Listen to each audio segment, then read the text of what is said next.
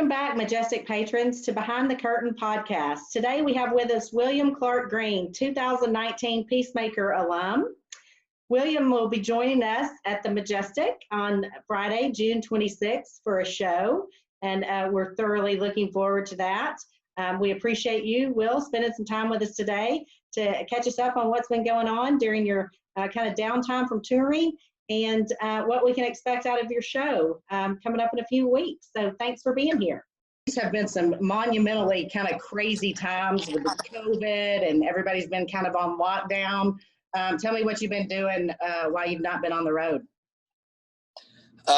Not the answer people want to hear, but I've been enjoying it.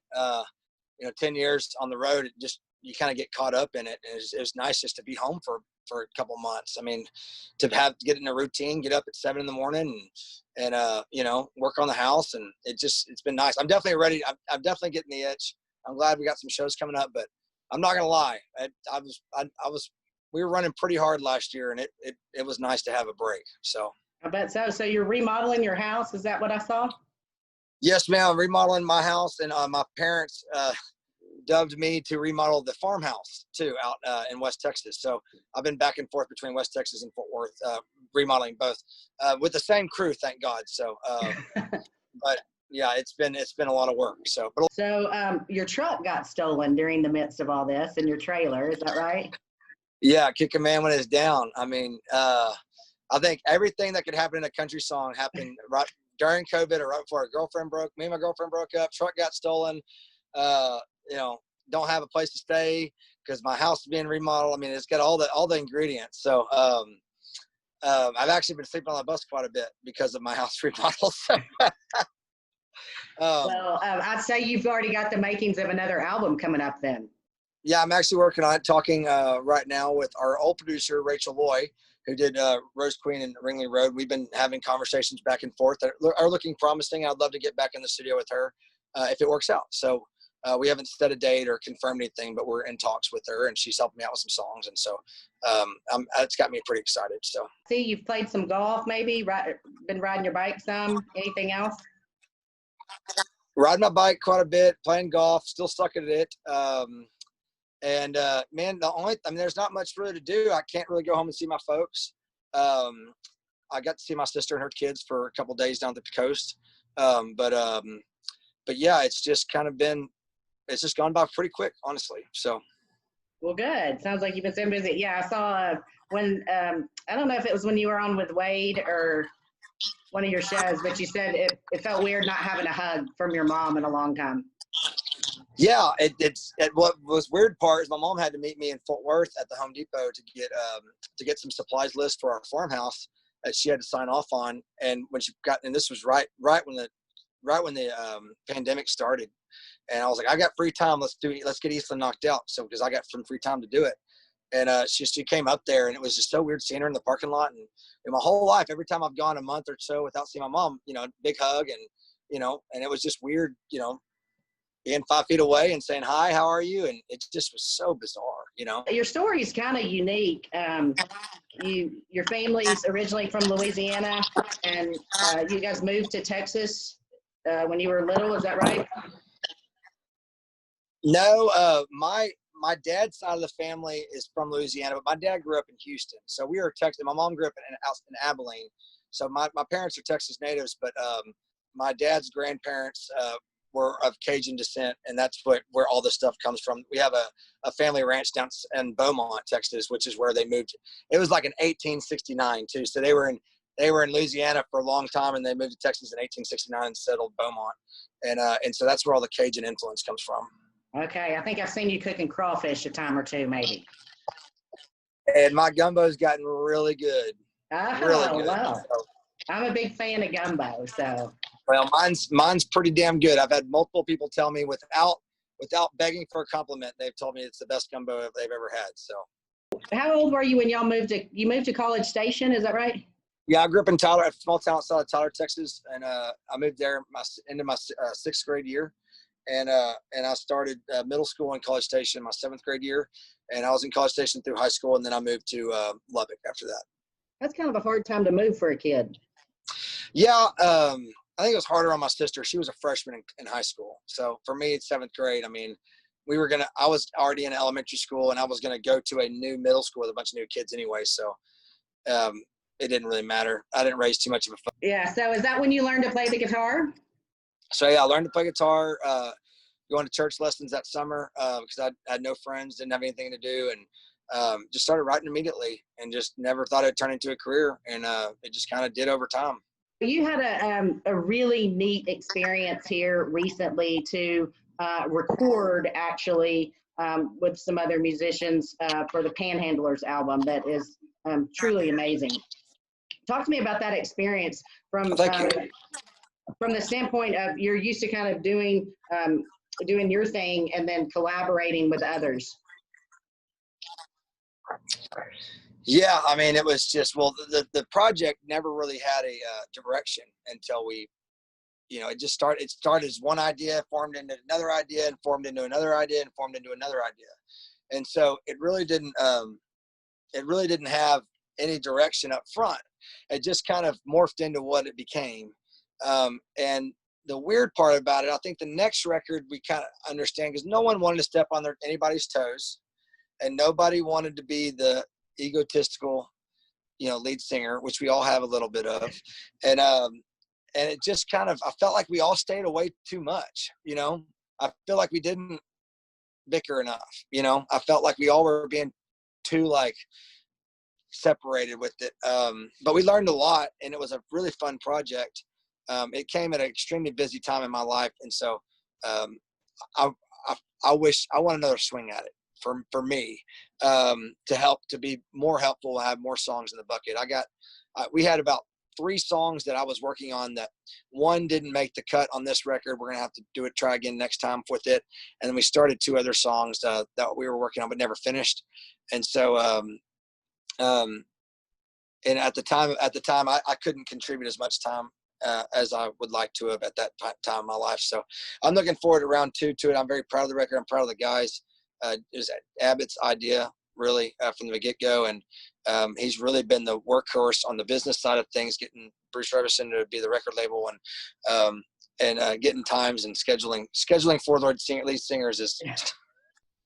Well, I hope your comments are a little hint that there might be Panhandlers Volume 2 someday, because it was a remarkable collaboration. And Bruce Robinson is a brilliant singer-songwriter himself, and did a great job with you guys. For sure. And I'd like to see some of these songs that we were working on get to another record. We've got some good stuff, I think. So I think there will be. I hope so. We'll see what happens. Good deal. So for somebody that's never seen you before, what could a fan expect? A lot of energy. We have a lot of fun on stage. We play a good show, but keep it super lighthearted, or try to. And you'll see me push my guys, and you'll see them push back and kind of throw shot glasses at each other, and it's just fun. Did growing up in a college environment where there were bars and music, did that have much impact on you as a musician? I would say alcohol had more of an impact than the bars did. Yeah, my dad was pretty musical. I mean, always listening to music growing up, good music too. And always had music playing at the house. And I think that, and he played a little bit guitar, but not much. And I just remember as a young kid, I always wanted to learn, but never really, never had the time or the want to do it. And we moved to College Station. That opportunity of not really having any friends that summer really just kind of put the opportunity in front of me, and it just kind of went from there, Nice.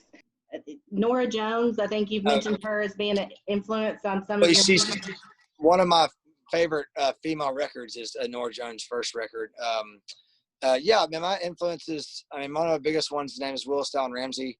And he's the reason I go by 3 names. He was like the first record that me and my dad could agree on that we liked together.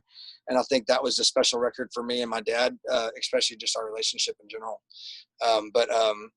But I mean, I've been on this quarantine, I've been on a Lyle Lovett kick, and I've been listening to so much Lyle Lovett. and I just can't wait to see him. I've never seen him live. Where did you first start playing? Well, my first gig was in College Station at the bar called Zapato's, which is right across the street from campus. And I used to play this bar in high school called Sikorsky's off Highway 21. God. And just brings back some memories. And then in college, when I was in Lubbock, I played a bar called the Recovery Room for about 3 years. And then after I turned 21 years old, I started playing the Blue Light, which is a premier venue in Lubbock, where real songwriters play. And whenever I started playing that bar, the career, then I came out with a record, and then kind of it just all kind of dominoed effect from there. In a pretty short amount of time. You hadn't been out of school too long. Yeah, I mean, I was in college for 6 years, so nothing wrong with that. I don't think I had any type of music career until I turned about 27, 28 years old, and so it just kind of hard work paid off, and that's not always the case for people. There are people who work harder and are more talented that don't get the stroke of luck that we've gotten with songs, and luckily I've written some songs that people enjoy. And past 10 years, the music business has changed substantially, just going from very CD hardware purchase to downloads, and now even with COVID, we've seen virtual shows and kind of the ramp back up for venues to open. I know it's been slower than everyone would like, but talk to me about how you've kind of managed through that kind of rapids of a river, so to speak, of that music business changing so much over the past 10 years. Well, we never changed because we're an independent band. And as an independent band, you're screwed if you don't tour. I mean, you can't play 50 shows a year and expect to have a career. And you can't expect to have a good band. With no record label help funding it, you just can't do it. So it's never changed for us. We've never made money off record sales, ever. I mean, we make a little bit, but I mean, we make our money. And my band, my manager, my booking agent, all they pay their bills because our assets are on their highway. I mean, is what it is. Say music sales are 5% of our business. So what we've always done since day one is relentless touring and going out and making the fans one by one.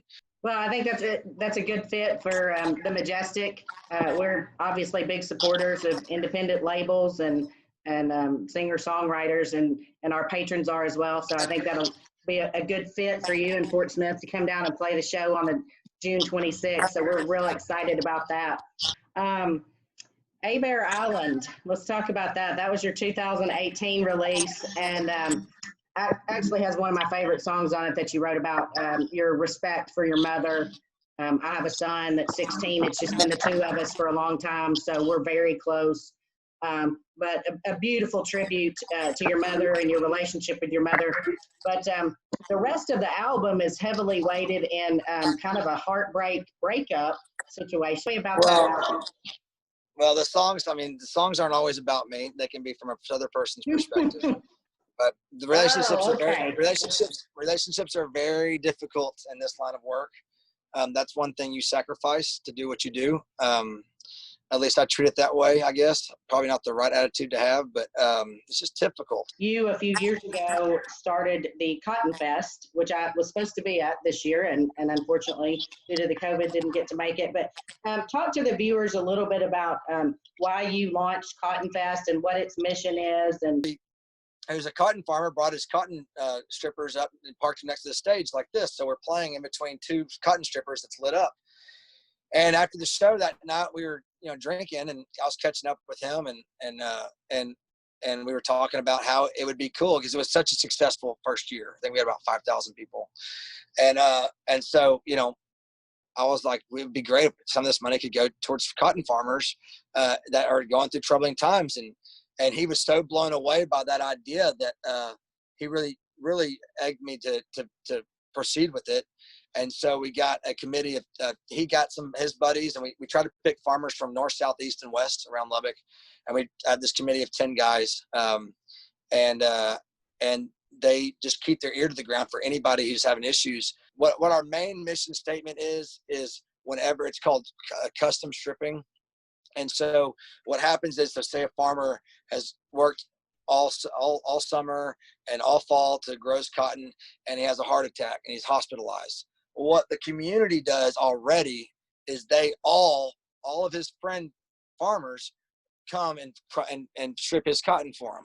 What we do is we pick up the diesel bill and we cater it.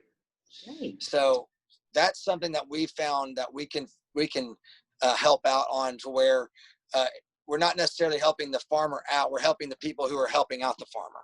So we raised $60,000 our first year. Wow, that's amazing. Tell the fans where they can download your stuff before the show. Yeah, Spotify, iTunes, all the streaming services have all of our albums, and we even have a full live album that we put on YouTube. You can go watch for free on YouTube. It's called William Clark Green Live at Cheatham Street, and it was a really fun show. It was more of a listening crowd that night, and less rocking, a little less listening crowd, and it's a record I'm extremely proud of. So if you've never heard of us or interested, go check that out and see what you think. Good. Well, we look forward to having you at Majestic Fort Smith coming up in a few weeks. So yeah, I can't wait to see it. I know you guys have been working hard on that place. we have. We're just finished and closing it, and they're finishing up the HVAC right now. So it's kind of a totally different deal. That's awesome. Well, congratulations.